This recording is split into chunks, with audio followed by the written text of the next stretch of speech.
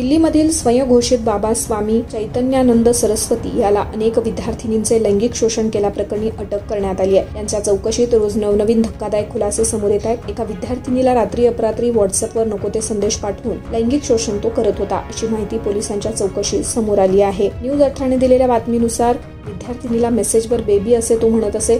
आज रात्री माझ्या खोलीत झोपण्यासाठी ये, असेही तो सदर विद्यार्थिनीला सांगत। त्याचे ऐकले तर तो विद्यार्थिनींना विदेश दौरे घडून आणेन असे आमिषही दाखवे, नाही ऐकले तर परीक्षेत नापास करण्याची धमकीही तो देत। तसेच चॅट मिळवण्याचा प्रयत्न तंत्रज्ञ करत आहेत। आतापर्यंत 6 चॅट मिळवले असून त्यात त्या अश्लील चाळ्यांची माहिती समोर आली आहे। एका चॅटमध्ये मात्र सर्वात मोठा धक्कादायक खुलासा समोर आलाय। या दुबईचा शेख आणि सेक्स पार्टनर असे 2 उल्लेख आढळले जात आहेत। व्हॉट्सअपमध्ये नेमकं काय लिहिलंय? बाबा, दुबईच्या एका शेख्सला सेक्स पार्टनर हवा आहे। तुझ्या ओळखीत चांगली मुलगी आहे काय?